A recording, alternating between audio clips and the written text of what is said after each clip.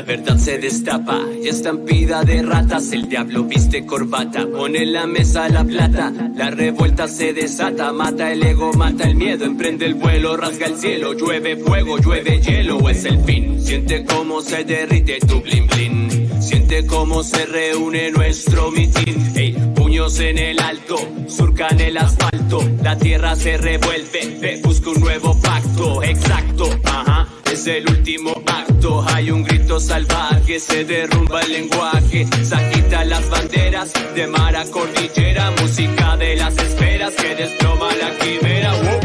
Carnaval, calavera, carnaval, calavera, carnaval, calavera, carnaval, calavera, carnaval, calavera, carnaval, carnaval.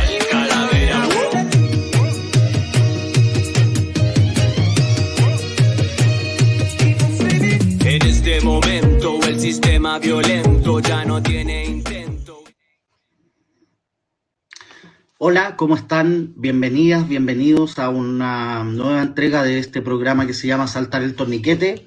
Habíamos estado un poquito ausentes, como creo que una semana que no hicimos programa porque bueno, habíamos hecho ese esfuerzo del programa que tuvo que ver con el 11 de septiembre.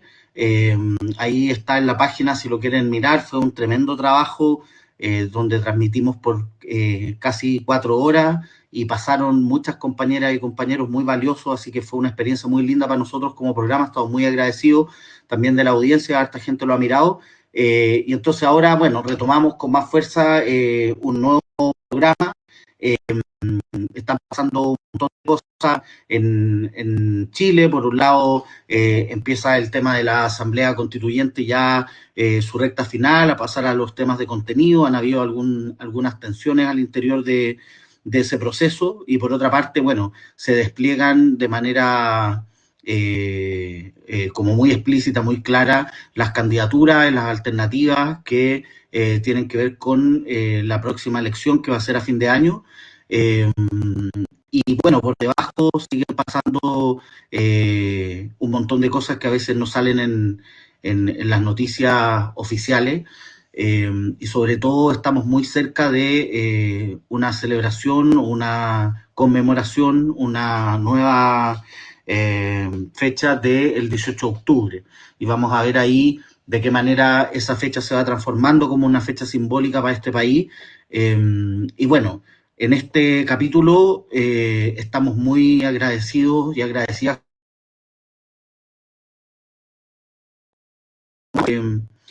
que en el fondo está de alguna manera en el espíritu de este programa, digamos, en el sentido que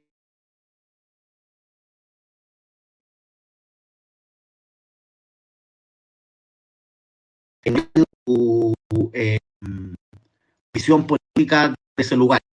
Y para nosotros el mundo de las y los trabajadores es tremendamente valioso, muy importante y central. Entonces, hoy está en una apuesta parlamentaria y es muy interesante para nosotros poder conversar de qué manera un dirigente sindical se relaciona con el mundo de la política formal, de la política parlamentaria. Así que estamos muy felices de recibir el día de hoy en Saltar en Torniquete a Andrés Jordán. Andrés, hola. Gonzalo. ¿Cómo está ahí? Bien, yo ¿y bien tú? acá. Estamos ahí cruzados.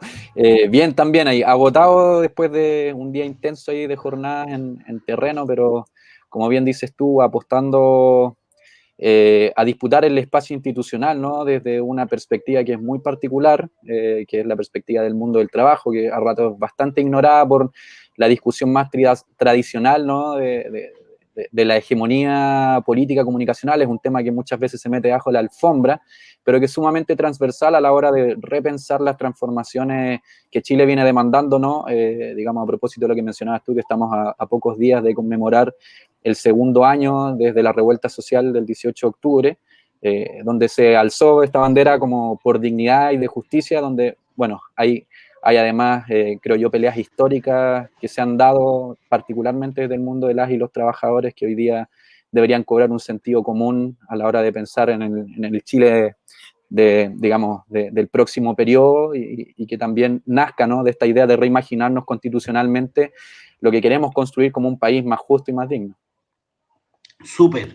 Andrés, como yo te comentaba un poquito antes de que partiéramos, hemos intentado durante todo el tiempo que hemos venido haciendo este programa hacer de esta una conversación humana, ya que evidentemente vamos a tratar todos los temas que tienen que ver con la política, qué sé yo, pero nos importa conocerte desde tus ideas, por supuesto, pero también quién eres tú como ser humano. Entonces, a mí me gustaría partir preguntándote un poco por tu niñez, digamos, en qué situación te criaste, en qué barrio, un poco desde dónde surge esta inquietud por lo social. Perfecto. Bueno, mi historia familiar es, digamos, yo diría bastante cargada, ¿no?, de un historial político que yo creo que de una u otra manera ha definido un poco también mi visión sobre lo que he querido hacer con mi vida, ¿no?, que ha estado marcado por la participación en el movimiento estudiantil a partir del año 2002, 2003, cuando estudiaba en un liceo público, en el Instituto Nacional, y después de la universidad también, digamos, con alta participación en centros de estudiantes, pero después, ¿no?, muy fuertemente marcado cuando entro a trabajar en Starbucks por esta idea de organizarnos en el espacio de trabajo, de armar un sindicato y de defender o pelear por lo que creíamos justo a través de una trinchera que es muy compleja, que después hablemos de por qué es tan complejo hoy día organizarse en el mundo del trabajo y por qué también creo que es muy, muy válido desde el mundo sindical hoy día disputar espacios de la construcción de un país distinto. Pero te mencionaba esto, a propósito de tu pregunta por la niñez, porque mis padres, mi madre y mi padre, son exiliados políticos de distintos países. Mi papá era argentino, falleció este año, lamentablemente, ¿no? Fue un golpe familiar bien complejo, pero él era exiliado político en Argentina y mi mamá fue exiliada política acá en Chile, por lo que se conocieron, ¿no?, en el exilio. Y retornaron, acá decidieron venirse a Chile cuando yo ya había nacido, que nací en Argentina, para el plebiscito, ¿no? Para justo a propósito que hoy día estamos celebrando o rememorando más bien el triunfo del no, vinieron precisamente para ese proceso político, llegaron acá a fines de los 80, y llegamos a la comuna de Cerrillo, siempre, o sea, perdón, de Cerrillo, de Cerro Navia, siempre hemos estado muy vinculados a comunas populares, familiarmente hablando, en Quinta Normal también, por lo tanto, Estación Central, han sido como comunas donde nuestra familia ha tenido como un fuerte nicho, que son comunas además con un fuerte, diría yo, una fuerte identidad política, en Estación Central también la Villa Francia, etcétera. Entonces a nosotros nos ha motivado siempre. Mi vieja ha tenido bueno, ahora no tan presente su militancia porque ya está un poquito más viejita y más cansada, pero tuvo una fuerte militancia con las organizaciones de expresos políticos, por buscar verdad, reparación y justicia en Chile, que ha sido algo que todavía no se ha resuelto completamente, ¿no? Es una deuda histórica.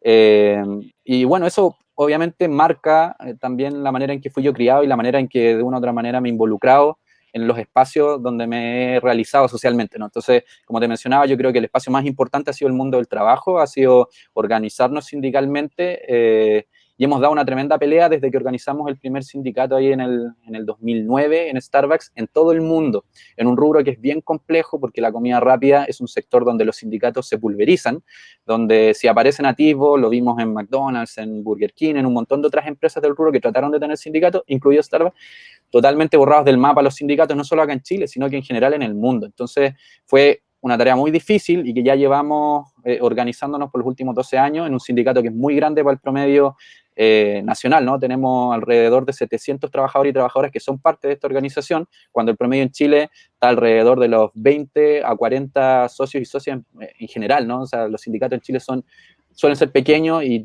suelen tener muy poco poder frente a sus empleadores. Entonces, bueno, eso ha sido un poco como mi niñez marcada, te decía yo, por la participación en el movimiento estudiantil, pero creo que el espacio en realidad de mayor desarrollo político tiene que ver con este espacio donde uno entra a jugar una pieza en toda esta lógica más compleja, que es la arena donde se genera la riqueza y que además las políticas públicas también tienen un efecto directamente sobre la vida de las personas cuando ya necesitamos, por ejemplo, sostener una familia, ¿no? Y en eso yo actualmente tengo un hijo de 6 años, vivo con mi pareja también, hace 8 años prácticamente, y hemos enfrentado todas las dificultades que enfrentan la mayoría de las personas que vivimos en comunas populares, es decir, endeudarse para estudiar, endeudarse para sostener una casa, en el marco de la pandemia, tener que retirar fondos previsionales o vivir del seguro de cesantía, que es lo que nos pasó a nosotros cuando se generaron las suspensiones laborales, a propósito de la Ley de Protección del Empleo, que es una ley que además llega a su fin mañana y que está generando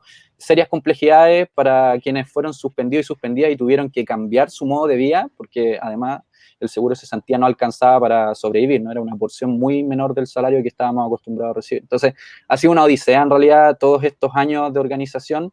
Y podría extenderme mucho, pero para no dar la lata, mejor, Gonzalo, ahí como que vayamos entrando a algunos detalles que te interesen abordar ahí para contarte un poco más, porque yo me puedo extender ahí, soy muy bueno para hablar y de repente nadie me para.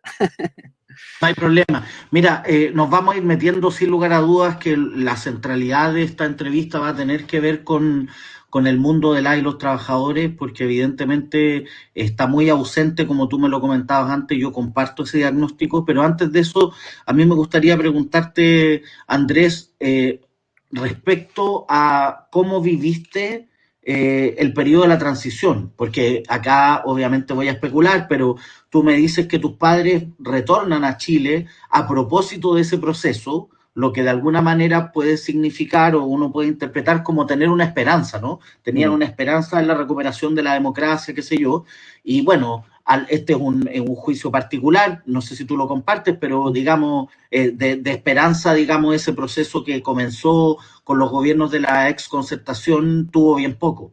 Y yo me imagino que tú de alguna manera fuiste viviendo esa tensión entre, por una parte, la esperanza que albergaron tus padres al volver a Chile con la salida del dictador, pero por otra parte darte cuenta que eso había llegado, que se suponía que era la alegría, parece que no era tan alegre, sobre todo para las y los trabajadores. ¿Cómo fue ese proceso para ti? ¿Cómo evalúas tú estos 30 años de gobiernos de la concertación?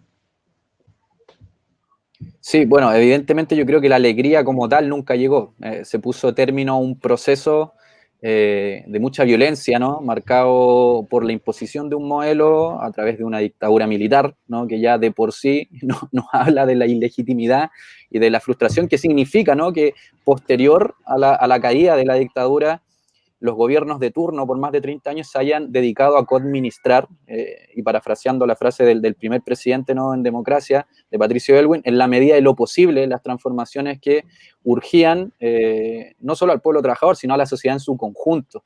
Y por supuesto el diagnóstico es compartido, en el sentido de que nos parece que la democracia realmente nunca llegó. Yo diría que es bien poco lo que existe hoy de democracia en un país que no solo tiene problemas de desigualdad social, porque el problema no es solo, que hoy día podemos estar a hablar mucho sobre la desigualdad económica, la desigualdad en el acceso a derechos sociales como es la salud, la educación, los índices salariales que en Chile están por el suelo, y para qué hablar de las pensiones, ¿no?, que han sido quizá uno de los dramas que más se ha evidenciado desde el 2016, desde que el movimiento No Más AFP de una u otra manera encabezara multitudinarias manifestaciones previo a la revuelta social, ¿no?, pero que pusieron en agenda ciertos temas que venían haciendo agua hace bastante tiempo, pero que de una u otra manera, como te decía yo al comienzo, se metían debajo de la alfombra y se evitaban discutir porque hay un entramado, una estructura que se ha ido perfeccionando durante los últimos 30 años y que ha generado esta desigualdad que yo creo es como el gatillante del 18 de octubre. Pero además de esas desigualdades sociales, decía yo, te mencionaba como que también hay desigualdades políticas, porque hoy día, en el fondo, además, ni siquiera tenemos los mismos derechos en el sentido de que quien influye más en política es quien tiene más recursos. Y lo vemos no solo a propósito de las elecciones, donde uno puede ver, por ejemplo, que Sichel u otras candidaturas que representan a sectores o conservadores o vinculados a la élite económica, empresarial, tienen tremendos recursos para su despliegue en campaña, ¿no? Como Sichel ya demostró ser el candidato del sector empresarial teniendo los mayores aportes, y eso en la constituyente también se vio reflejado en sectores conservadores del rechazo, ¿no?, que querían impedir transformaciones profundas en el espacio constituyente o derechamente invalidar la posibilidad de tener una nueva constitución. Entonces, lo que vemos hoy en día es que finalmente las personas comunes y corrientes, o quienes nos organizamos en sindicatos, en movimientos estudiantiles, movimientos de pobladores, movimientos por la vivienda, por la recuperación del agua, etcétera, un sinnúmero de movimientos sociales que son muy visibles en los territorios, tenemos muy poca posibilidad de influir en la agenda pública. Más allá de las trabas constitucionales y más allá de otros problemas, creo que la democracia como concepto, ¿no?, tiene que ser reevaluada, y hoy día al menos creo que el proceso constituyente nos permite repensar mecanismos que realmente hagan carne esa idea del retornar a la democracia y retornar a un espacio donde las grandes mayorías se puedan expresar. Y eso para mí significa que el próximo gobierno se tenga que hacer cargo de esto, además de la constituyente, llevar, por ejemplo, a la práctica iniciativas que para nosotros han sido muy relevantes y hacen mucho sentido, como iniciativas populares de ley, como que exista mandato revocatorio, ¿no?, para quienes hoy día no cumplen con lo que significa representar o ser electo para representar ciertos intereses y ciertos ideales que se prometen habitualmente en campaña, pero que a la larga terminan, como hemos visto durante los últimos 30 años, siendo más eslogan que realidades concretas, ¿no? Así que sí, bueno, comparto ese diagnóstico de que hoy día no tenemos una democracia real y que además tenemos gobiernos que han coadministrado el modelo. Nuestra expectativa es que hoy día tengamos una transformación profunda de la mano de este proceso constituyente, pero también de la mano de un próximo gobierno y de un parlamento que pueda hacer eco de las demandas sociales y que tenga un interés legítimo y concreto en validar la participación de la sociedad en las decisiones que vengan y en la construcción de un nuevo modelo. Súper. Andrés, vamos a entrar en un asunto que a mi juicio es muy de fondo y que hemos tratado en este programa con mucha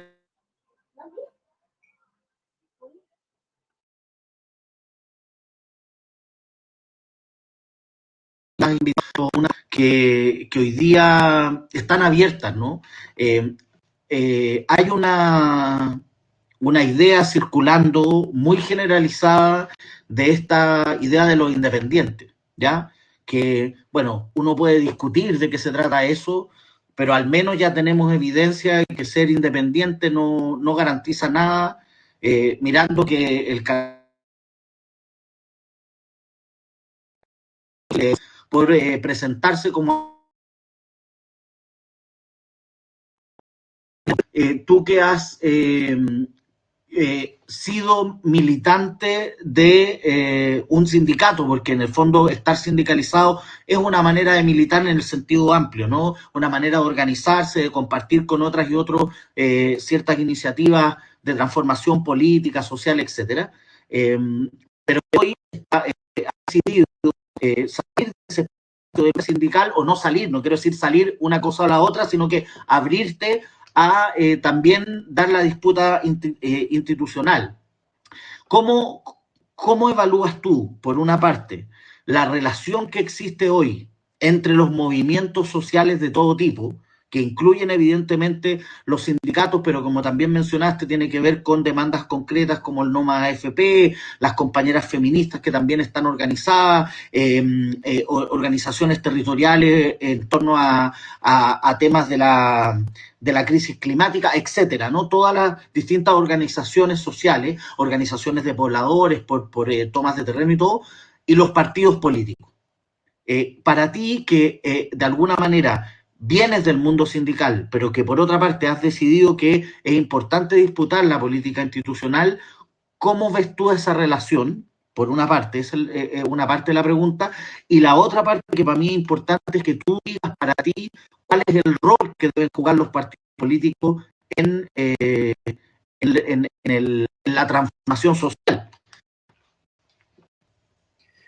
Sí, bueno, es una pregunta que yo creo que da para múltiples miradas, ¿no? Como, y es una cosa que, siendo yo actualmente, ¿no?, una persona independiente en términos de militancia en un partido político, no independiente en términos de un ideario, porque yo me declaro, por ejemplo, apruebo dignidista. Creo que el proyecto Apruebo Dignidad en este momento tiene un norte claro respecto a las transformaciones más profundas que se quieren llevar a cabo desde unas mayorías que nos hemos movilizado, que nos sentimos parte de la movilización, de la revuelta, pero además, como dices tú, soy militante de un sindicato, que eso ha significado tomar postura en un sinnúmero, no solo de temas coyunturales, legislativos, sino que en temas políticos. Nuestra organización se caracteriza, el sindicato Starbucks, digo, por tener una militancia muy joven, gente que va desde los 18 hasta los 35 años, pero en su promedio, 26 años, ¿no? Gente que participa en el movimiento estudiantil, etcétera, y por lo tanto tenemos una visión muy política de lo que queremos construir como sociedad desde nuestra perspectiva como trabajadoras y trabajadores, ¿no? Y tú mencionas algo que es muy relevante, y creo que fue sintomático del proceso constituyente, esta idea como media marquetera, y lo digo siendo independiente, como de que la independencia era como un sello de probidad ante, no sé, un sinnúmero de situaciones que han generado un profundo efecto de desilusión en la población respecto de la política institucional por cómo se ha administrado desde los partidos políticos en general en los últimos 30 años. Pero en la práctica hemos visto en realidad que así como hay independientes que tienen un rol en el mundo social muy relevante y que son muy consecuentes con una lucha histórica, también hay independientes que pueden llegar a ser tan o más corruptos que otros militantes de partido, y asimismo hay militantes de partido que son absolutamente consecuentes con un ideario, ya sea de movimientos sociales o con un ideario social en general, entendiendo que el partido político es una herramienta para esas transformaciones en la disputa institucional, ¿no?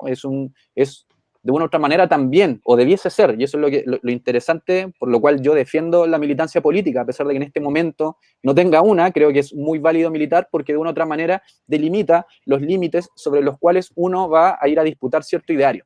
Cuando hay una persona independiente que se postula, y que, como pasa en el caso de Sichel, ¿no? Que puede ser muchas cosas, pero a la larga lo que oculta es que es el candidato de la derecha, el candidato del mundo empresarial, y lo disfraza desde esta idea de independiente muy como difusa, finalmente creo que tenemos un problema para identificar cuál es el ideario realmente, y lo que se presta como para engaños en términos políticos, digamos, de gente que no participa activamente, que no tiene quizás una claridad absoluta de lo que se está disputando en términos quizás mucho más estructurales. Entonces, que creo yo que es muy válido de la militancia, que nos permite entender cuál es el proyecto que está detrás, o debiese estar detrás de las personas que de una u otra manera van a ir a representar ciertos intereses. Y esa para mí es una definición clara, ¿no? Los intereses que se defienden desde una perspectiva de izquierda, ya sea desde el ala más socialdemócrata, progresista, hasta tendencias más revolucionarias. Pero hay un ideario en términos de transformaciones que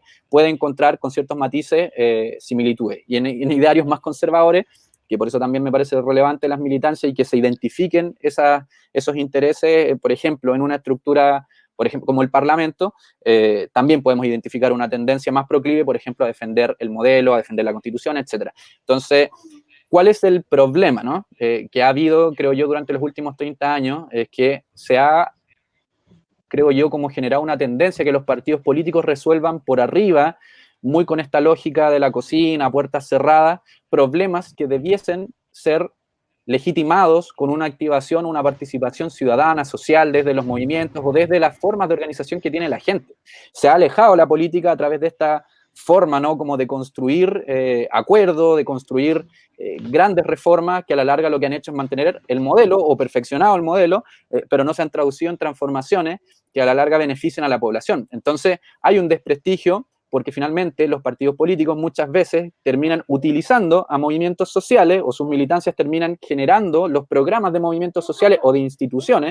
En algún momento nosotros criticamos, siendo parte de la CUT, cómo se conducía la central, por ejemplo, unitaria de trabajadores, porque parecía más, digamos, una institución que defendía la agenda política de un gobierno determinado, en el caso del último gobierno de Bachelet, versus tener su propio programa, ¿no? Entonces, cuando los partidos políticos terminan cooptando los movimientos, se generan estos problemas tan profundos, donde cuando debiese ser al revés, ¿no? Como que creo yo, el rol que tienen los partidos políticos es canalizar estas demandas e ir de la mano con movimientos sociales que de alguna u otra manera se relacionan con su ideario.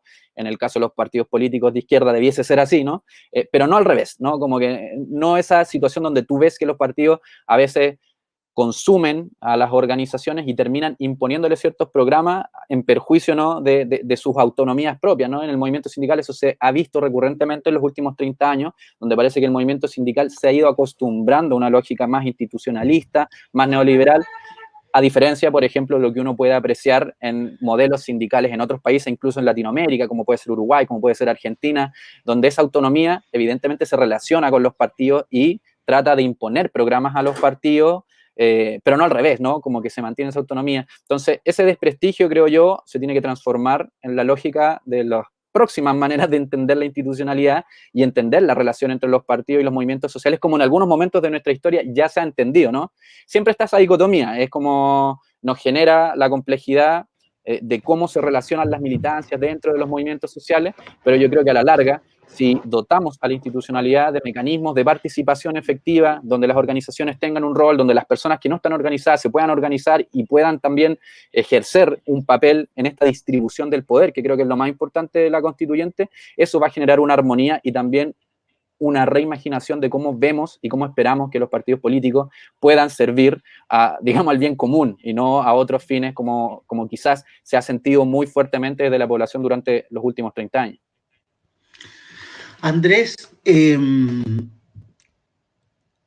tú eres parte y fuiste, digamos, impulsor de una cuestión, como tú dices, muy inédita desde el punto de vista, por decirlo de alguna manera, de la anécdota, que es como armar un sindicato en una institución como Starbucks, que es como que uno pudiera decir, ¿dónde no se puede armar un sindicato? En Starbucks, y ustedes lo hicieron. Y entonces yo, digamos, te felicito por eso.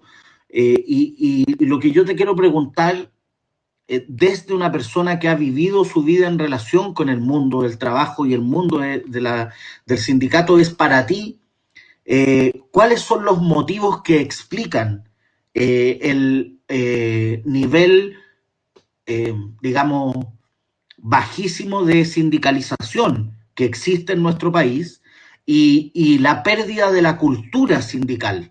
Porque de alguna manera se ha ido imponiendo en términos de cultura general esta idea de yo tengo que trabajar igual, en realidad cada uno se rasca con sus propias uñas, todo ese tema, digamos, como de la atomización del mundo del trabajo, y evidentemente había una tradición tanto a nivel mundial como a nivel nacional, de una lógica de que las y los trabajadores se sentían con una identidad, se reconocían como pares, se daban cuenta que las peleas les eran comunes. Hace poco tiempo pasaron, digamos, el documental de Patricio Guzmán, y uno de alguna manera se sorprendía de cómo la gente común y corriente, no personas con doctorados, ni personas con magíster, ni habiendo estudiado ciencia política, tenían una relación con la realidad que estaba muy filtrada por una lógica política y entendiéndose como un cuerpo. Entonces,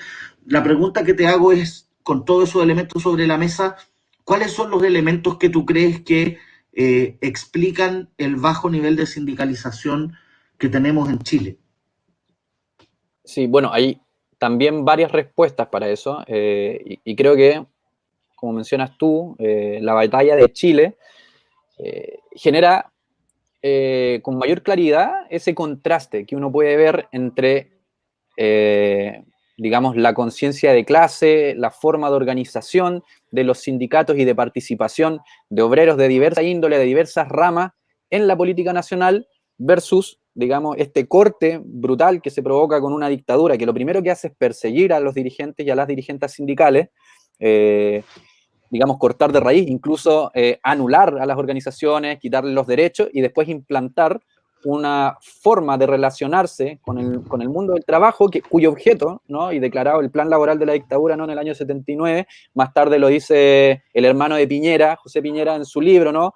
Que una de los objetivos principales era quitarle un rol político o la dimensión política al trabajo y al trabajador o a la trabajadora en ese espacio, ¿no? Entonces, ese fenómeno, acompañado digamos, de una militarización de la imposición de esta forma de cultura y de relacionarnos, tiene un impacto muy fuerte en todos quienes hemos sido como herederos de esa tradición. Yo, posterior a la caída de la dictadura, ¿no? Con la llegada de la democracia, entre comillas, como ya hemos venido hablando, creo que se constata ese triunfo en términos culturales, que es uno de los más complejos, ¿no? Que es como separar a la persona en su espacio de trabajo, que es un espacio sumamente relevante donde desarrolla gran parte de su vida social, a la que le dedica muchas horas, muchas veces más horas de las que puede dedicarle a su familia, a su entorno territorial, a su entorno incluso organizacional.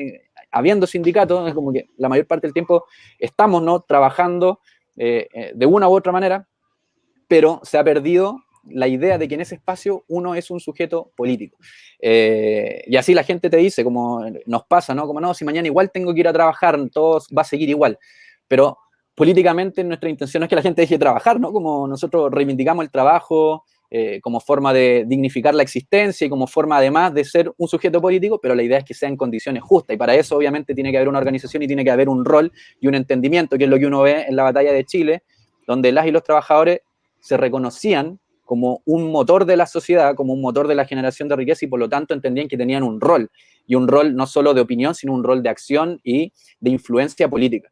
Y eso se ha perdido, ¿no? Como que la gente hoy día vive para trabajar, y lo que hace en ese sentido es perder toda noción. Cuando uno trabaja pareciera que solo tiene que producir y no tiene que cuestionarse cómo está produciendo, cómo está haciendo su calidad de vida, digamos, derivado de que tiene que realizar tremenda cantidad de horas extras para llegar a fin de mes, que probablemente vive endeudado, que probablemente su pensión va a ser miserable, y son todos cuestionamientos que debiesen venir desde el mundo del trabajo y desde cómo nos relacionamos con, digamos, la forma de mantenernos materialmente, de satisfacer nuestras necesidades materiales, que es donde trabajamos.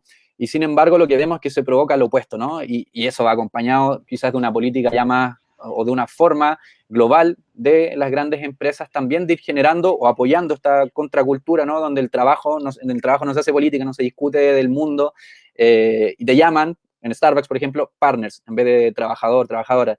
En otros lados, colaboradores.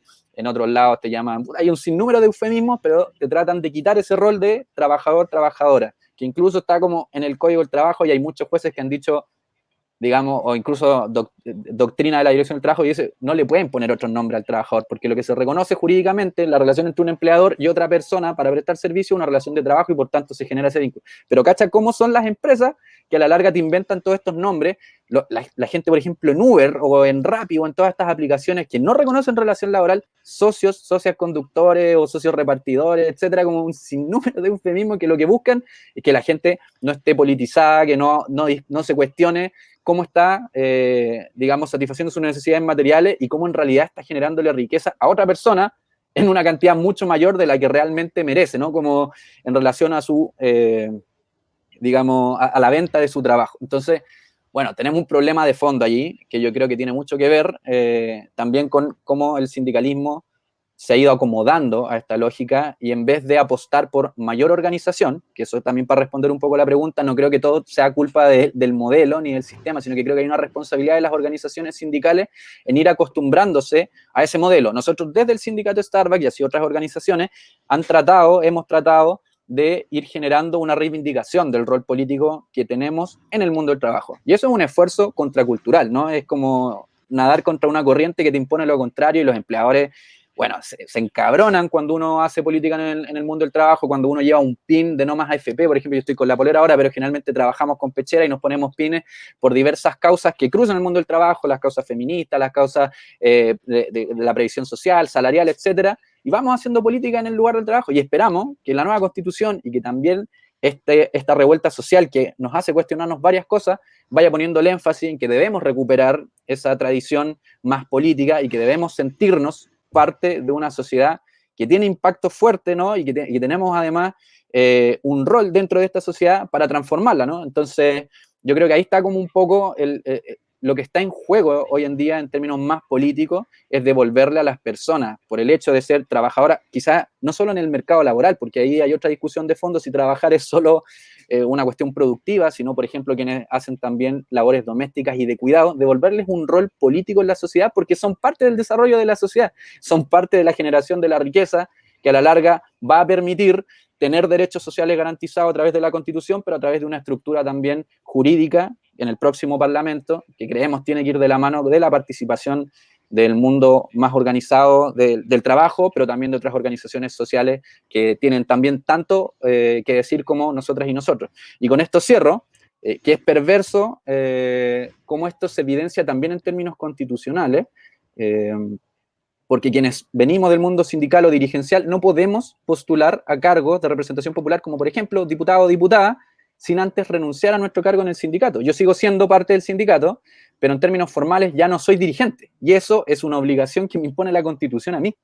¿Cachai? Entonces, sin embargo, quien es dueño de empresa, como hemos visto el caso de Piñera, por ejemplo, puede ser presidente y puede hacer negocios y puede vender Chile, si así lo estima, y además puede ejercer su influencia política a través de un cargo como es la presidencia, sin que eso le genere ningún costo. Pero quienes estamos organizados en la sociedad civil tenemos un sinnúmero de trabas para participar en la vía institucional. Y eso claramente tiene una lectura ideológica, que ha sido también, corroborándose con todo esto que te menciono desde el inicio, sacar de la agenda política y de la institucionalidad al rol de las organizaciones sociales y, por cierto, a las sindicales en particular.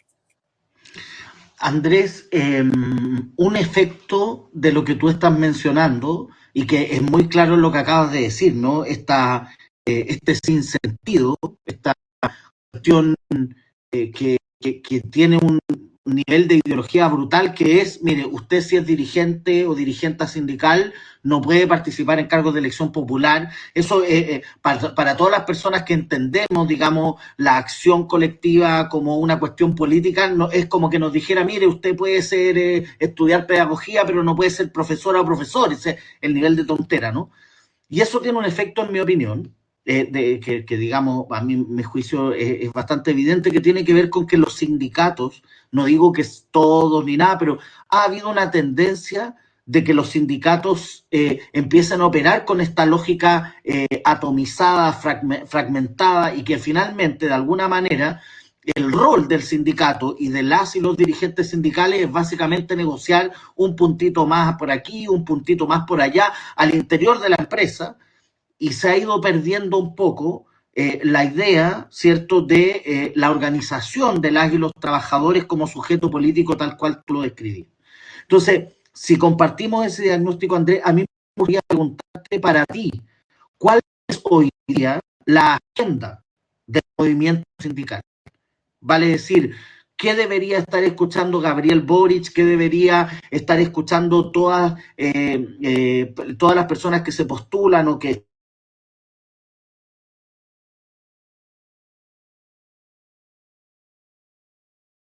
trabajo? ¿Cuál es para ti hoy la agenda del movimiento sindical en Chile? Mira, para responder esa pregunta, creo que primero hay que decir que el movimiento sindical, como bien dices tú, está muy atomizado y fracturado. Y entonces pareciera ser que todavía no se concuerda una agenda unitaria, ¿no? Eso es importante.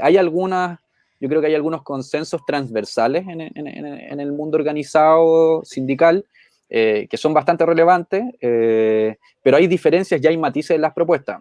Lo podemos ver, digamos, por ejemplo, en la Constituyente, donde había una propuesta de la CUT, otra propuesta de la CAT, probablemente una propuesta de la UNT y así de las centrales, y si eso lo llevamos a la atomización, probablemente hayan también distintas formas o visiones en organizaciones de base, federaciones, sindicatos, etcétera, etcétera.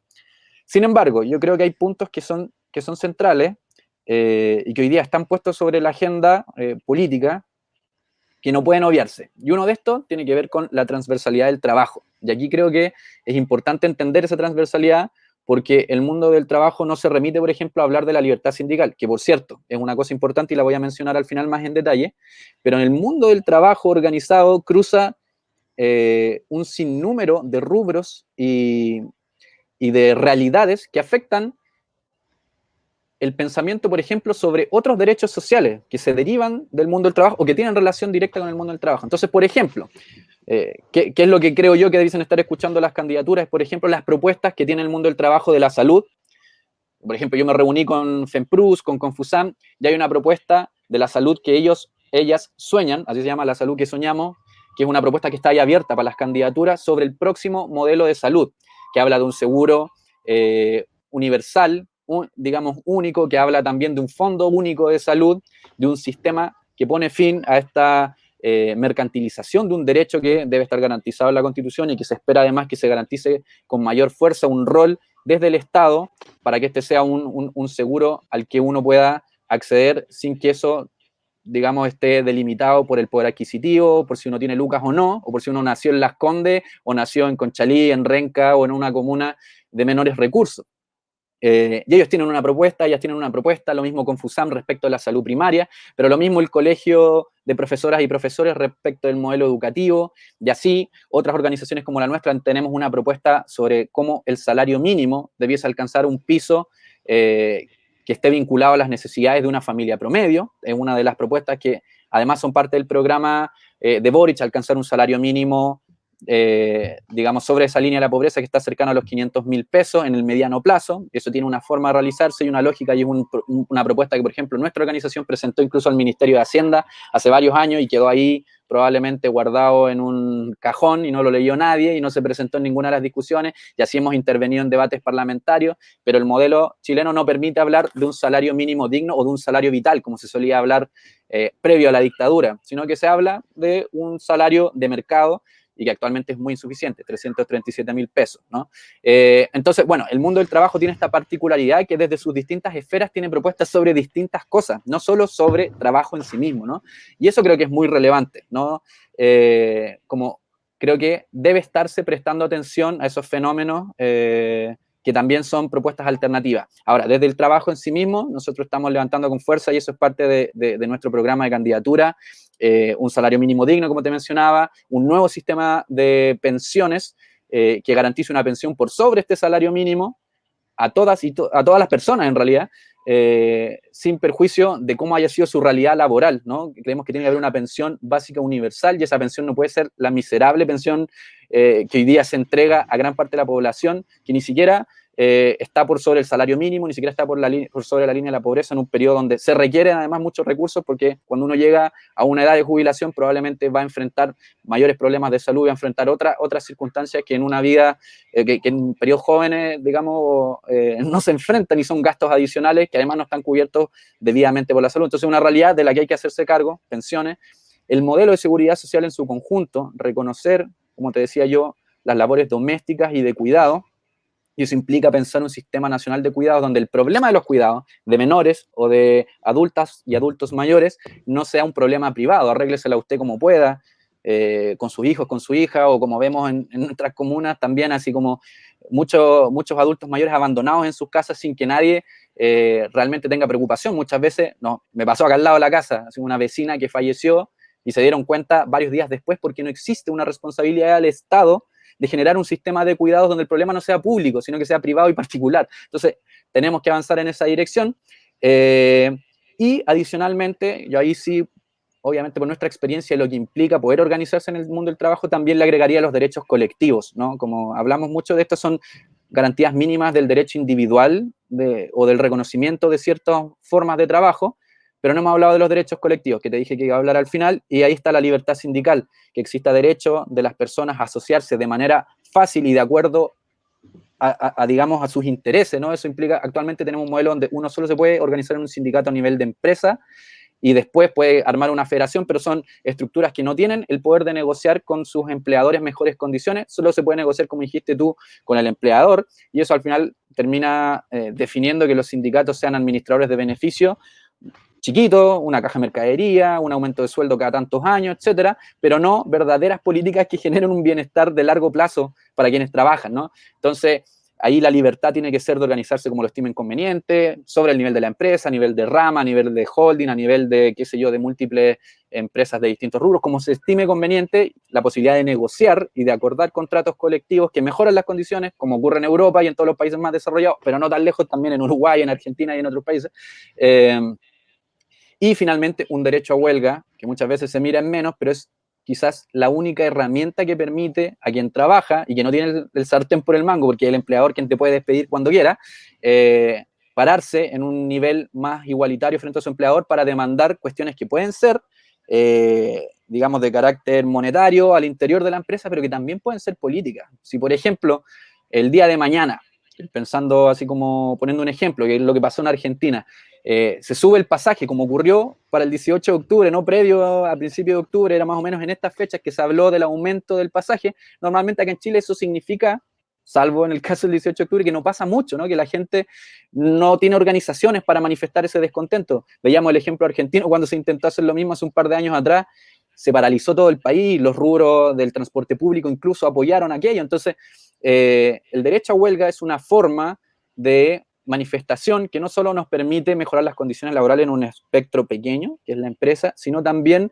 derechos sociales, derechos políticos, como los que se vienen reclamando desde la revuelta social, pero también desde antes, y que nos dan garantías también de que las y los trabajadores tengan un rol, ¿no? Como verdaderas formas de presionar y de incidir en esta institucionalidad que en los últimos 30 años se ha alejado totalmente de entender, ¿no? Que hay personas que trabajan y que son parte de la creación, ¿no? Del modelo en el que se quiere vivir.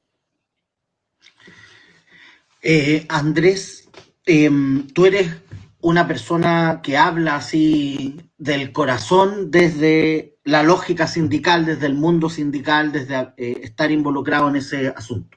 Sin embargo, o al mismo tiempo, eres una persona joven. ¿Y por qué te estoy diciendo esto? Que existe una imagen que circula como en el imaginario colectivo de la trabajadora y sobre todo el trabajador, porque estoy pensando en el trabajador industrial, ¿verdad? Típicamente sujeto de la revolución en el siglo XX, ¿no? Entonces, lo que yo te quiero preguntar tiene que ver con la formación de un sujeto político, con la formación de quiénes somos las personas que tenemos en nuestras manos la posibilidad de cambiar la historia.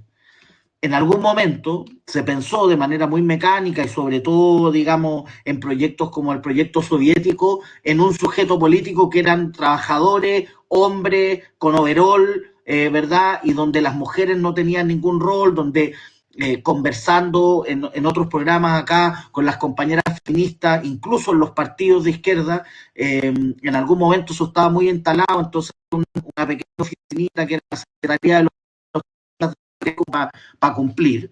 Y yo sé que una persona que estuvo muy cercana a ti en la primera campaña, yo no sé si ahora está también en la Camila Guayo, por ejemplo, que es una mujer que ha defendido como pocas en Chile o como muchas más bien los derechos de las mujeres. Entonces, ya, esta larga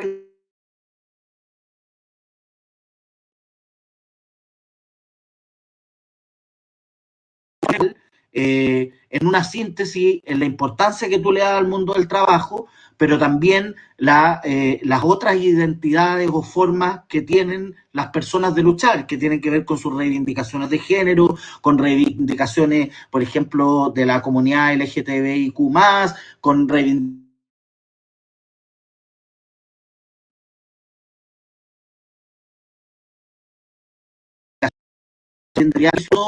a ser un luchador social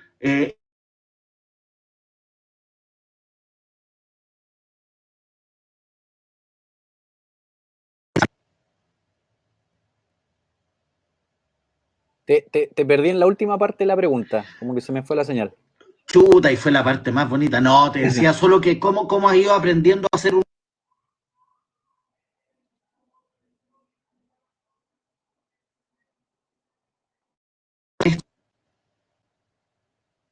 Ahí sí, ¿me escuchaste? Sí, estamos con algunas intermitencias, pero creo haber captado el general, ¿no? Bueno, primera respuesta, la Cami Aguayo sigue trabajando muy de cerca conmigo, de hecho es la jefa de campaña, así que aprovecho de saludarla porque es tremenda luchadora. Lo segundo. Oye, Andrés, perdona, una ¿Sí? interrupción de un segundo. Es que están preguntando, ¿se puede hacer preguntas? La respuesta es sí. Así que hagan preguntas y yo se las transmito acá a Andrés. Dale nomás, Perfecto. perdona. Yo creo que ha sido interesante la experiencia nuestra, y ahí hablo como desde nuestra organización, de ir viendo en el sindicato un instrumento para todas estas, digamos, distintas agendas de lucha. Ahí como que es interesante porque hemos tratado de reivindicar que el sindicato no es solo, como te decía yo, esa organización que lucha por el bono de fin de año, por la canasta del 18 de septiembre o lo que sea, sino que es una organización que sirve como plataforma política para diversas identidades. Entonces nosotros tenemos compañeros y compañeras que son militantes activos de movimientos ambientalistas, animalistas, feministas, de la diversidad, de las disidencias sexuales, perdón. Por ejemplo, eso ha llevado a que constituyamos en nuestro sindicato una comisión de mujeres, género y disidencia, ¿no? Y es para nosotros un hito muy relevante porque da un espacio desde la organización sindical, pero sin toda esta carga tradicionalmente patriarcal que tienen los sindicatos en Chile, y eso también previo a la dictadura, las organizaciones sindicales prácticamente tenían puros dirigentes hombres, ¿no? Y es algo que ha venido cambiando en el último tiempo, pero también, y lamentablemente, con, digamos, legislación de por medio que reconoce ciertos quórum, cuando en realidad debía haber sido parte de la agenda propia de las organizaciones sindicales, ¿no? Como lamentablemente vino a definir la ley cómo los sindicatos debían tener política de equidad de género en su interna y no las propias organizaciones, ¿no? Como debió haber venido primero, creo yo, la intención sindical a romper con un modelo clásicamente patriarcal.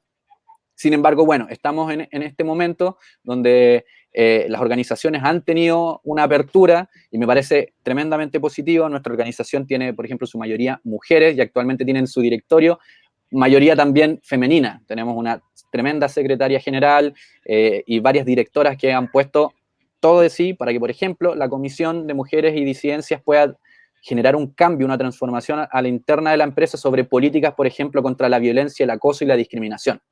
Y desde la perspectiva más transversal, eso ha significado que nosotros nos hemos relacionado con distintas agendas en esa naturaleza y por eso también nuestra perspectiva política decanta en ir a disputar el espacio institucional. Es algo que discutimos como sindicato, es algo que lo discutimos a propósito del proceso constituyente el año pasado. Decidimos ir a pelear esto, por eso yo no soy además el único miembro del sindicato que hoy día está disputando un escaño parlamentario. También está Antonio Páez, que es tremendo dirigente en el Distrito 7, en la quinta región, también, ¿no? Como poniendo ideas de fuerza que vienen desde el mundo del trabajo. Y nos ha significado también esta apertura a construir una identidad política que recoge estas distintas luchas. Estamos, por cierto, levantando temáticas de la recuperación del agua, medioambientalistas, animalistas, pero una muy trascendental tiene que ver con el reconocimiento de las labores domésticas y de cuidado y con generar políticas que impliquen que el día de mañana esta no sea una carga, como ha ocurrido hasta ahora, que recaiga solamente en los hombros de las mujeres, principalmente, ¿no? Que es algo de lo que hay que hacerse cargo junto con el reconocimiento. Una cosa es reconocerlo, pero otra cosa es perpetuar que esta sea una labor que recaiga exclusivamente sobre las mujeres. Y eso abre además también la perspectiva sobre cómo entendemos los pilares del trabajo. Yo creo que eso ha sido para nosotros fundamental, ¿no? Entender que una cosa es el trabajo formal e informal dentro del mercado laboral, otra esfera tiene que ver con este mundo más invisibilizado de labores domésticas, de cuidados, que tiene un sinnúmero de perjuicios, sobre todo sobre las mujeres a nivel de seguridad social, de previsión, etcétera.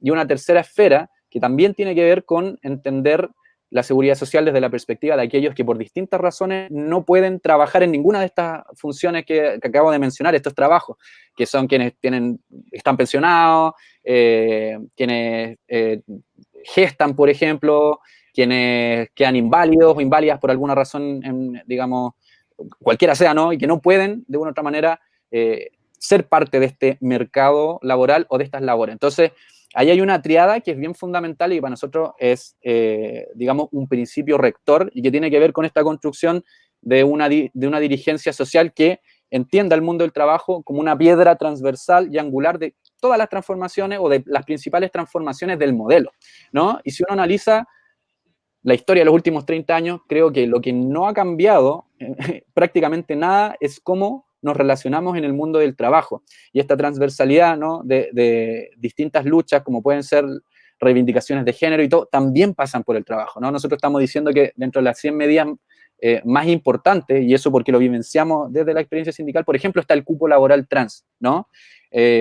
No basta solo con políticas de equidad de remuneraciones, sino que hay que pensar esto desde una perspectiva totalmente amplia, que se haga cargo de las diversas luchas y cómo estas también tienen un impacto en lo laboral, porque la segregación va mucho más allá de lo que uno tradicionalmente entiende como la discriminación en el trabajo, por ejemplo, por sindicalización, ¿no? La segregación se vive en la medida que entendemos distintas formas de discriminación y vamos evolucionando estas formas de pensar Chile y formas de pensar el rol que tienen las organizaciones sociales y las sindicales. Entonces, no sé si respondí bien la pregunta, porque como te decía, tuve alguna interferencia, pero creo que efectivamente si uno mira el rol que pueden tener hoy día las organizaciones, están atravesados por un sinnúmero de demandas que no son exclusivamente laborales y que tienen que ver con esa construcción de sujeto político. Y al menos nuestra candidatura se propone desde esa perspectiva tratar de construir un programa que sea representativo de esas demandas y que sea un canal, ¿no? Nosotros decimos, si logramos llegar al Congreso, nuestra perspectiva es que esta experiencia de dirigencia social que se construye con,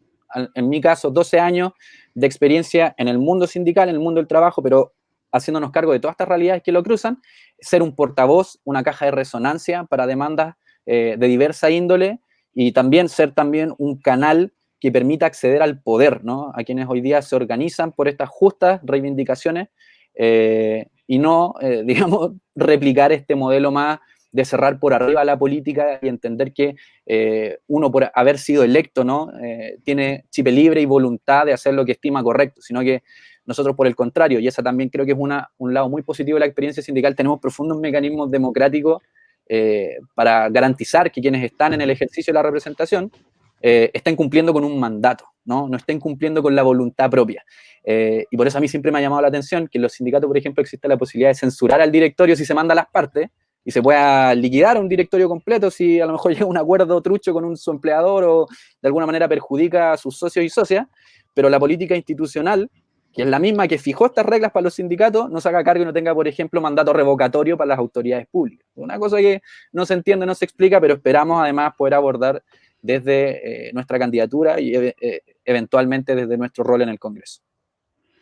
Andrés, la Constanza Munilla preguntó lo siguiente,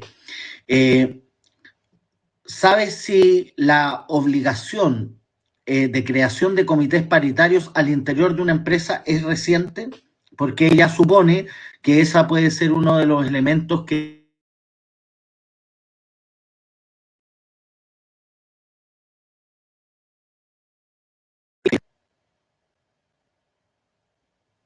Sí, no, la creación de comités paritarios no es reciente.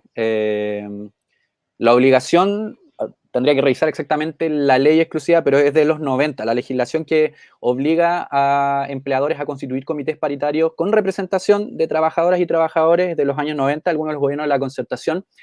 Sin embargo, evidentemente pasa algo que creo yo está relacionado con la pregunta, que es que normalmente estas instituciones suelen ser cooptadas por los empleadores, más que estar al servicio y tener verdadera representación de trabajadoras y trabajadores, que generalmente tienen representación unilateral del empleador.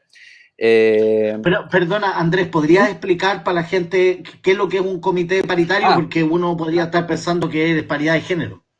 Sí, claro, no. El comité paritario de higiene y seguridad es un comité, como se dice la palabra paritario, se refiere en realidad a representación de las trabajadoras y trabajadores y del empleador, que se encarga de supervisar las medidas de seguridad que se están implementando y de higiene dentro de un espacio determinado de trabajo, dentro de una empresa particularmente.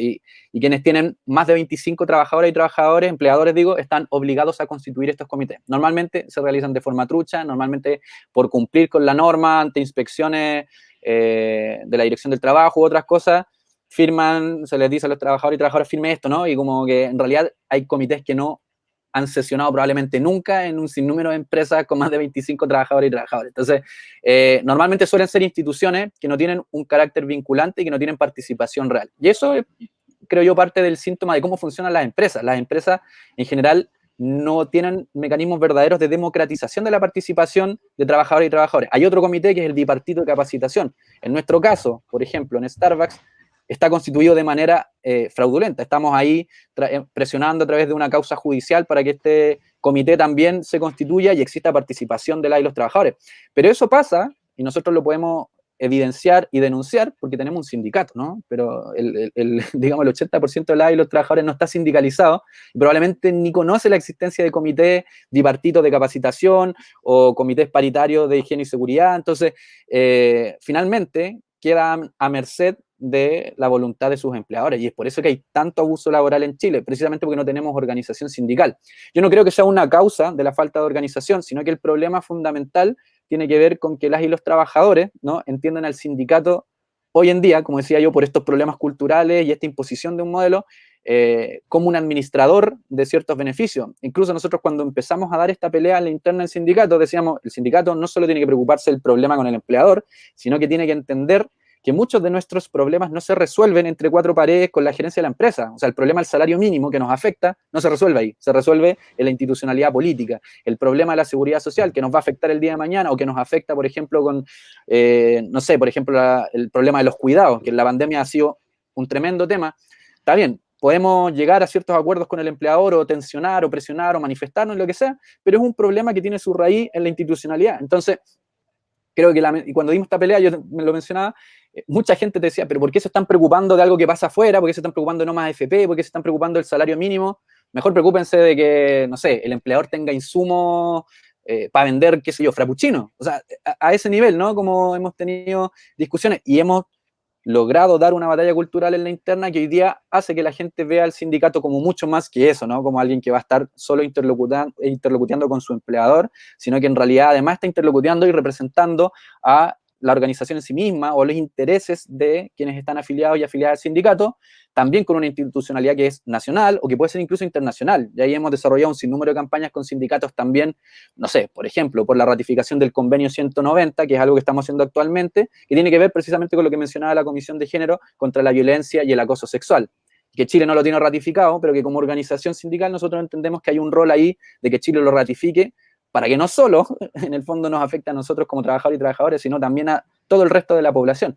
Entonces, bueno, eso creo que tiene que ver más que nada con el problema de sindicalización que tenemos en Chile. Ha ido subiendo, sí, la tasa de sindicalización en los últimos años, lentamente, pero yo creo que en la medida que además se generen instrumentos para que uno se pueda organizar más fácil y también tenga mayores herramientas de negociación, los sindicatos van a ir recuperando cierta legitimidad que culturalmente, ¿no? Como un mensaje muy de ¿para qué te vayas a organizar? ¿Para qué te vayas a sindicalizar? ¿Te va a traer problemas con tu jefe? Etcétera. Van a ir quedando atrás porque la gente va a entender que solo a través de la organización puede pararse realmente frente a un jefe o una jefa y decirle, compadre, acá estos abusos nosotros no los aguantamos. Nadie puede pretender creer que solo frente al empleador va a tener más poder que colectivamente. Entonces, en la medida que avancemos en esta generación de una nueva concepción de las relaciones laborales, que yo espero que la constituyente reconozca un sinnúmero de derechos, entre esos, como decía, la huelga, pero también mecanismos de organización, digamos, verdaderamente libre. Se habla de libertad sindical, pero no hay libertad de hacerlo, ¿no? Como que hay muchas restricciones en el Código del Trabajo. También se va a ir dejando atrás una tradición muy neoliberal que dice como, oiga, usted en el trabajo dedíquese a producir, no se dedique a hacer otra cuestión mucho menos organizarse. Entonces, vamos avanzando para allá y creo que organizaciones como la nuestra, pero también muchas más que hoy día no están acá, han ido dando ejemplos, ¿no? De ir dejando atrás la legislación, incluso no depender de que esté, digamos, zanjado en una norma algo para ejecutarlo y para organizarse, sino que ir generando y construyendo maneras de organización que van por el costado, ¿no? Súper. Para ir terminando, Andrés va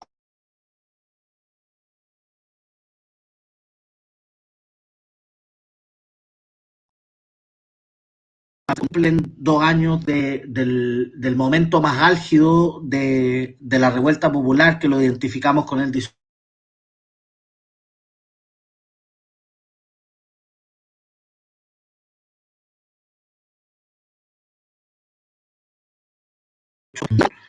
Por el hecho de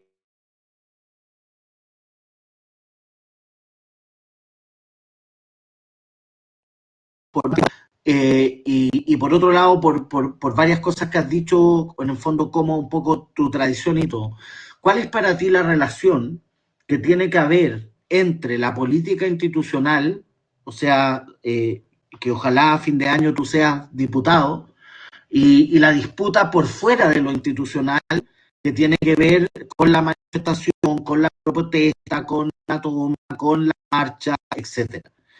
¿Cómo? Porque evidentemente existe en algunas miradas como una dicotomía, ¿no? Esta idea de yo no me voy a lo institucional porque doy la pelea por fuera, o en realidad en el momento que uno entra al Parlamento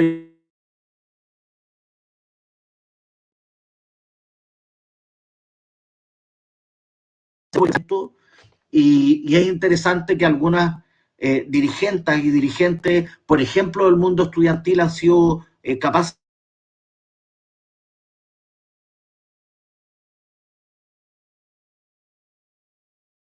relación entre, te lo voy a plantear de manera muy clara, la pelea institucional y la pelea extrainstitucional. Bueno, creo que ese es uno de los problemas, digamos, más críticos del modelo de democracia que actualmente tenemos, ¿no? Que se genera esta dicotomía porque efectivamente quienes no están en la institucionalidad hoy día tienen escaso poder, independiente de cómo se organicen. Y voy a poner un ejemplo que nosotros, bueno, siempre levantamos, ¿no? Como parte, creo yo, de la experiencia previa a la revuelta, ¿no? Como parte de los gatillantes, estaban los movimientos estudiantiles que tuvieron un rol muy relevante, pero hay un hito también que a nosotros nos parece histórico, que tiene que ver, por ejemplo, con la demanda de no más AFP, que el 2016 irrumpe con tremenda fuerza y se realizan multitudinarias manifestaciones, millones de personas en las calles, algo que solo se replica después del 18 de octubre de nuevo, ¿no? Recordemos, agosto del año 2016, manifestaciones con millones de personas exigiendo, ¿no? Exigiendo el término de este sistema privado, que además había una dicotomía brutal entre las pensiones, por ejemplo, que recibían las Fuerzas Armadas, y que, bueno, sigue habiendo, ¿no? Como esa tremenda diferenciación entre aquellos que nos impusieron el modelo por la vía de la fuerza, pero que sabían que en realidad era un modelo privatizado que iba a beneficiar a grandes grupos económicos y que iba a perjudicar las pensiones de la inmensa mayoría. O sea, ellos tuvieron esa claridad, metieron el gol, ¿no? Y dijeron, bueno, pero las Fuerzas Armadas nos quedamos con nuestro sistema. Y tú hoy día ves las pensiones y son asquerosamente desiguales, todas por sobre el $1.000.000 y más. Entonces, estas manifestaciones, a pesar de que eran multitudinarias, no generaban ningún efecto en la institucionalidad. O sea, hasta el día de hoy no se ha puesto sobre la mesa, por ejemplo, salvo como algunos proyectos de ley que han quedado durmiendo en el Congreso, la derogación del decreto 3.500, que es el que nos impone esta forma, ¿no?, de entender la seguridad social como algo que debe regularse desde la esfera del mercado, desde lo privado y en beneficio de los grandes capitales, ¿no?, en beneficio del mercado de capitales, que es lo que creció mucho en Chile mientras las pensiones disminuían. Entonces, tenemos esa lamentable como división entre lo que es lo social y lo político. Y en realidad es algo que tiene que ir de la mano. Entonces, yo creo que la forma en que tenemos que abordar esto, como decía al comienzo, es a través de la construcción de un nuevo modelo que ponga de la mano, ¿no?, y que ponga la política tradicional desde los partidos, pero también desde la representación institucional al servicio de estas demandas. Y creo que en realidad el relato o la respuesta es muy, muy simple si entendemos, por ejemplo, que el proceso constituyente, que era algo impensable 2 años atrás, se provoca precisamente porque millones de personas se vuelven a manifestar y en muchos casos empiezan a manifestar con una violencia que antes no había, pero también porque hubo una huelga el 12 de noviembre que pone sobre la mesa también el rol de las y los trabajadores. Entonces, el 12 de noviembre se gatilla la primera huelga, creo yo, más importante del retorno a la democracia y se genera además previo, ¿no?, a que la institucionalidad reconozca la necesidad de forjar una institucionalidad nueva, muy, muy obviamente, pese al lamento de los intereses de los sectores más conservadores de este país. Entonces, si entendemos eso, tenemos que entender que la próxima política, y particularmente quienes estén en el próximo Congreso, que va a agarrar lo que va a venir de la Constitución y va a tener que llevarlo a tierra, hacerlo carne, para que la gente realmente pueda tener, qué sé yo, derecho a la salud garantizado. Eso implica, digamos, legislar sobre una nueva institucionalidad, el nuevo Código del Trabajo, un código hecho en democracia que puede tener otro nombre, ¿no? Yo estoy poniéndole Código del Trabajo, pero puede ser una nueva forma de entenderlo, va a tener que ser hecho en el próximo Congreso. Entonces, si no entendemos que esa división es artificial y que tenemos que estar permanentemente, quienes logremos estar en el Congreso, atendiendo y escuchando lo que las organizaciones nos han dicho, y yo lo digo porque vengo de ese mundo, entonces nosotros hemos estado permanentemente tocando la puerta a una institucionalidad que en realidad no quiere abrirla. Nosotros tenemos que ir a abrirla. Entonces, esa es la disputa que vamos a ir a dar.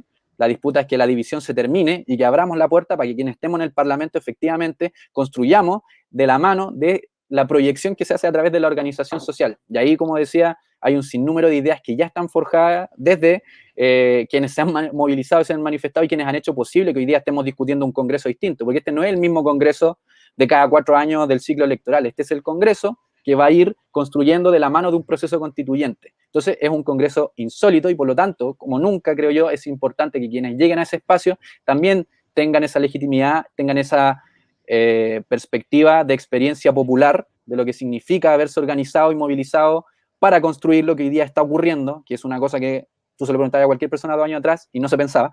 Entonces, y que esa disputa se genere de la mano también de la apertura de todos estos enclaves políticos, que lo que hacían era generar la división que yo te menciono, que a mi juicio es artificial y que hoy día tiene que irse desdibujando.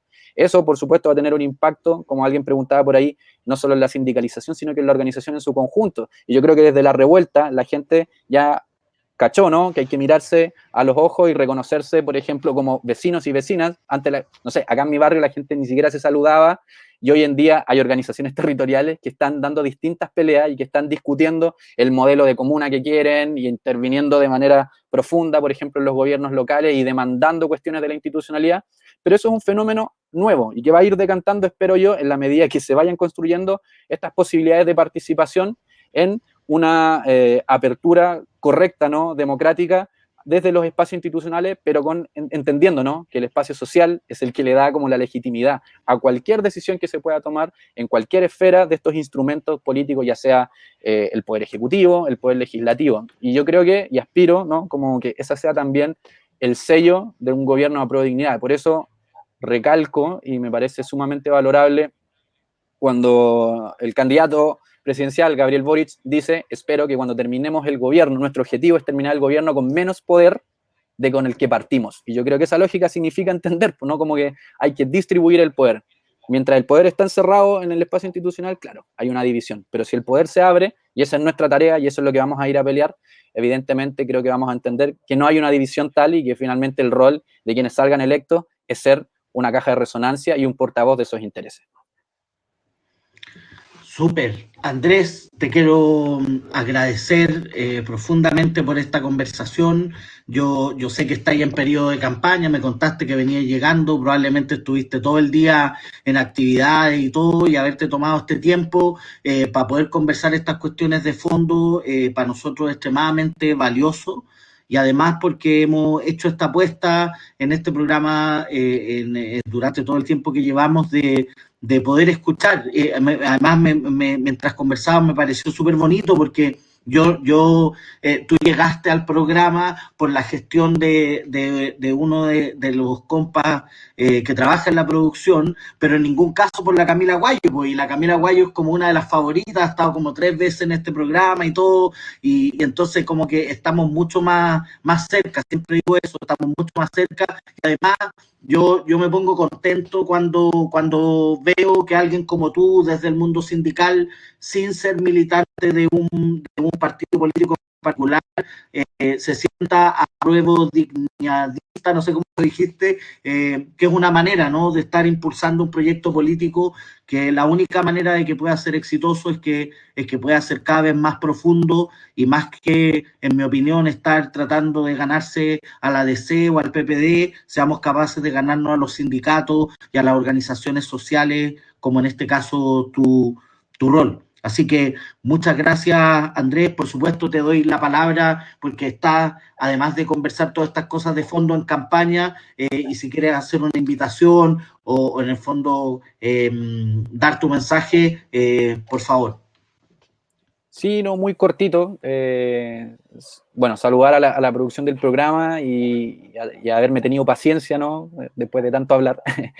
Efectivamente estamos en campaña desde las 7 de la mañana hasta lo que nos dé el cuero en terreno, porque creemos además que así se tiene que hacer la política, no desde las redes sociales, no desde las estructuras, digamos, alejadas de la población, ¿no? Sino que hay que ir a recuperar esa confianza de que hoy día la política puede cambiar nuestras vidas.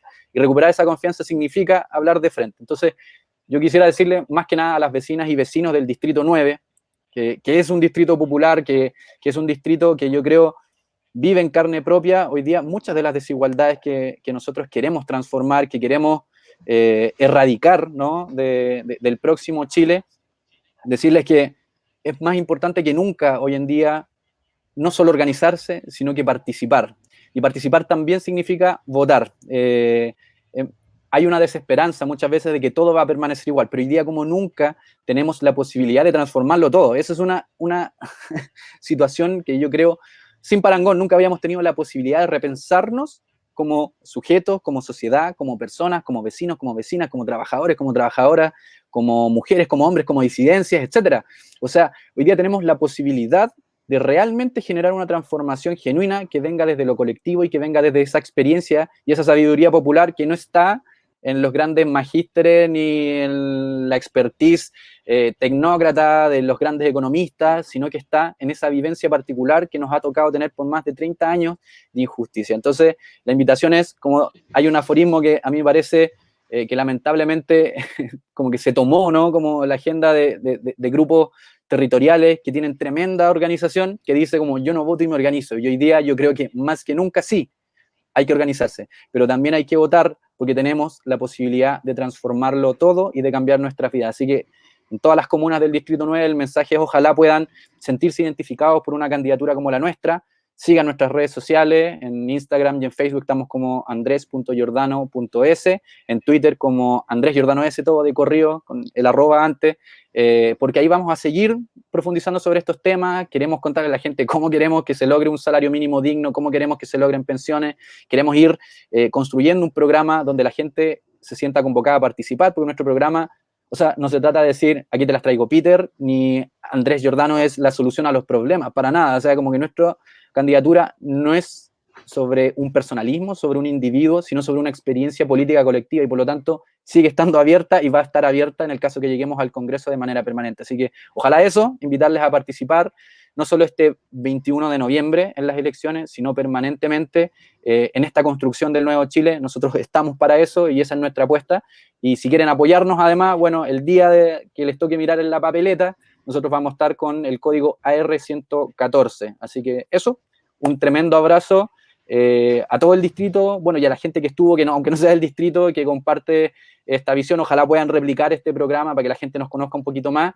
Y, por supuesto, agradecerte a ti, Gonzalo, y a toda la producción de Saltar el Torniquete, porque es un espacio para visibilizar temáticas que a lo mejor, como decíamos al principio, no están en la agenda popular, porque a los medios no les interesa que hablemos de trabajo, que hablemos de estas temáticas, pero creo yo que en realidad son hoy día de sentido común hablar de salarios, hablar de pensiones, hablar del trabajo doméstico, porque ya Chile se cansó, ¿no? Como de que le metan los grandes problemas debajo de la alfombra, y hoy día estamos para exigir que realmente nuestra voz sea escuchada. Así que eso, nuestro mensaje es, hoy día sí podemos cambiar nuestras vidas y participemos el 21 ahí con todas las fuerzas de la historia. Muchas gracias, Andrés. Bueno, esa es la apuesta que estamos haciendo acá, pues tal como tú lo dices, tenemos derecho a tener nuestras propias conversaciones, tenemos derecho a poder conversar y poner, por lo menos en las redes sociales, en este esfuerzo que hemos hecho, a las personas en las que nosotros creemos, a las personas que nosotros creemos que tienen algo que decir. Así que te mando un abrazo, descansar y mucha fuerza para lo que viene para adelante. Un abrazo de Gonzalo y muchas gracias por la invitación. De nada. Bueno, y entonces yo aprovecho de despedir el programa. Estamos muy contentos de haber retomado. La próxima semana vamos a tener otra entrevista y de ahora hasta fin de año no paramos. Así que muchas gracias por haber estado ahí. A las personas que han visto esto en vivo y a las personas que lo van a ver en el futuro, les mandamos un abrazo gigante y seguimos adelante. Un abrazo. Buenas noches. De las esferas que desploma la quimera. Carnaval.